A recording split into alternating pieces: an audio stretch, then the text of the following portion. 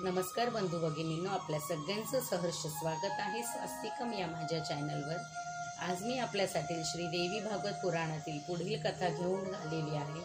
तरी आपण क्रमाने माझे पूर्ण व्हिडिओ ऐकू शकता, जेणेकरून आपल्या घरामध्ये सात्विक ऊर्जा निर्माण होईल आणि आपल्या आयुष्यामध्ये ज्या काही अडीअडचणी असतील देवी आपल्याला त्याच्यातून निघण्याचा मार्ग दाखवेल, हीच देवी चरणी प्रार्थना।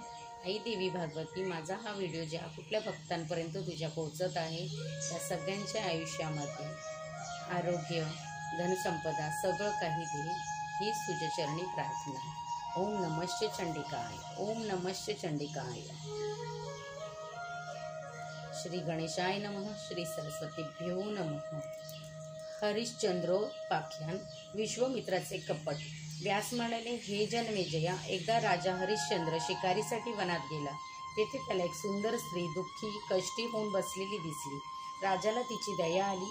त्याने तिला विचारले, तू का रडतास?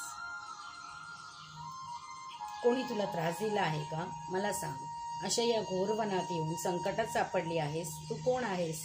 तू कोणाची मुलगी आहेस? तुझे पती कोण आहेत? आपले अश्रू पुसून ती स्त्री म्हणाली, या वनात विश्वामित्र मुनी माझ्यासाठी तपस्या करीत आहेत। ते मला फारच त्रास देत आहेत। महाराज, आपण राज्यात असूनही मला हा त्रास होतो आहे। माझे नाव कमना। राजाने तिला आश्वासन दिले आणि काळजी करू नकोस म्हणून सांगितले। नंतर राजा विश्वामित्र मुनींकडे गेला आणि त्यांना नम्रपणे म्हणाला, हे गादीपुत्र, शरीराला कष्ट देऊन हे असे घोर तप आपण का करीता? ती आपली इच्छा पूर्ण करण्यास समर्थ आहे। तेव्हा कृपा करून या घोर तपापासून परावृत्त व्हा। माझ्या राज्यात राहणाऱ्या कोणालाही घोर तप करून असा हा त्रास घेणे योग्य नाही। तेव्हा कृपा करून उठा। राजा आपल्या घरी परतला आणि रागाने चिडून जाऊन मुनीही तेथून निघून गेले। पण रागारागाने त्यांनी एक राक्षसाला सुकूर रूपात राजाच्या बागेमध्ये सोडून दिले।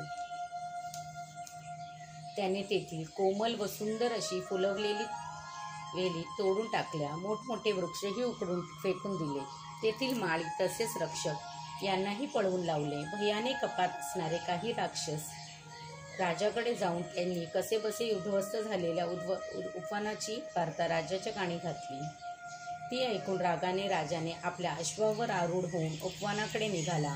तिकडे तो भयंकर सुकूर गुरगुरत असलेला पाहून राजाने आपल्या धनुष्यावर बाण चढवून त्या सुकुराला लक्ष्य केला। तेव्हा तो तेथून पळू लागला। त्याचा पाठलाग करीत करीत राजा नगरीबाहेर जंगलात शिरला। पण सुकुराने आपला वेग वाढविल्यामुळे राजाही त्याचा पाठलाग करीत करीत आपल्या सेनापासून बराच पुढे जंगलात गेला। आता घोडा खूपच थकला। राजालाही भूक लागली। तेव्हा त्याला एक गरीब ब्राह्मण दिसला।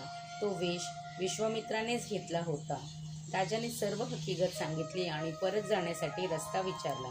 तेव्हा हरिश्चंद्राला विश्वामित्र म्हणाले, हे अयोध्या नरेश, आपण इकडे आलाच आहात तर या पवित्र जलात स्नान करा। कारण स्वयंभू मनूने म्हटले आहे की जो मनुष्य एखाद्या तीर्थक्षेत्री जाऊन तेथे स्नान न करता परततो तो आत्मघाती बनतो। म्हणून तुम्ही इथे या श्रेष्ठ पुण्यकाळी तीर्थस्नान करा आणि आपल्या शक्ती इच्छेप्रमाणे दान करा। मग मी तुम्हाला नगरीचा मार्ग दाखवीन। राजा हरिश्चंद्र प्रबळ भवित्याला वश होऊन मुनींच्या वाक्याने मोहित झाला आणि त्याने सांगितल्याप्रमाणे स्नानादी क्रिया केल्या। नंतर राजा म्हणाला, हे विप्रवरा, या तीर्थाच्या ठिकाणी अर्पण भेटलात हे मी आपले भाग्य समजतो। तेव्हा आता आपण आपली काय इच्छा असेल ते मी सांगा, मी ती आपणास देईन। विश्वामित्र म्हणाले, हे राजा, मी आपली कीर्ती खूपच ऐकली आहे। आपल्यासारखा दाता पृथ्वीवर कोठेही सापडणार नाही।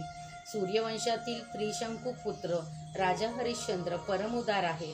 तेव्हा महाराज, आपण माझ्या पुत्राच्या विवाहासाठी काही धन द्यावे। राजाने मान्य केले। अशा प्रकारे राजा विश्वामित्राच्या जाळ्यात अडकला। त्याने मायावी कन्या निर्माण करून राजाला दाखविली आणि म्हटले, एखाद्याच्या लग्नासाठी खर्च केला तर राजसूय यज्ञाच्या फलापेक्षा जास्त फल प्राप्त होते। विश्वामित्राच्या मायावी वचनांनी राजा विमोहित झाला। मग त्याने विप्राला इच्छित वर धन मागण्यास सांगितले आणि त्याने दाखविलेल्या मार्गाने राजा अयोध्येला परतला। दुसऱ्याच दिवशी मुनी राजाकडे गेले आणि त्यांनी विवाहासाठी दान मागितले। तेव्हा राजा म्हणाला, आपण जे हवे ते मागा। तेव्हा विश्वामित्र म्हणाले, महाराज, आपण हत्ती, घोडे, रथ इत्यादींना युक्त राज्य मला द्या। व्यास म्हणाले, मुनींच्या मायेत गुरफटलेल्यामुळे राजाने त्याच्या मागणीचा विचार न करताच त्याला हो म्हटले. तेव्हा अत्यंत निष्ठुरपणे विश्वामित्र म्हणाले, तुझे दान मी स्वीकारले, पण दानाला योग्य अशी दक्षिणाही दे, कारण दक्षिणेविना दान निष्फळ ठरते. विश्वामित्राचे हे बोलणे ऐकून राजा आश्चर्याने म्हणाला, दक्षिणेसाठी किती धन हवे? विश्वामित्र म्हणाले, 2.5 भार सोने दक्षिणा रूपात दे. राजाने तेही मान्य केले. नंतर तो अंतपुरात गेला. पण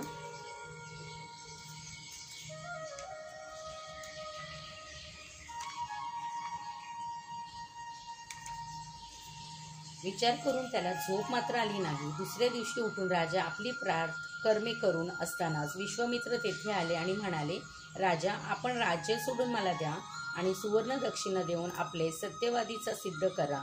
राजा म्हणाला, हे विभो, माझे सर्वस्व घ्या, पण दक्षिणा पुरी करण्यास मी आता असमर्थ आहे. जेव्हा जमेल तेव्हा मी अवश्य देईन. असे म्हणून राजा आपली पत्नी आणि मुलासह वनात जायला निघाला. तेव्हा मुनी म्हणाले, माझी दक्षिणा देऊन जा, नाहीतर तसे स्पष्ट सांग, मी ती सोडून देतो.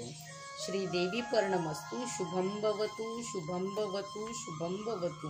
ओम नमश्च चंडिकाय. ओम नमश्च चंडिकाय.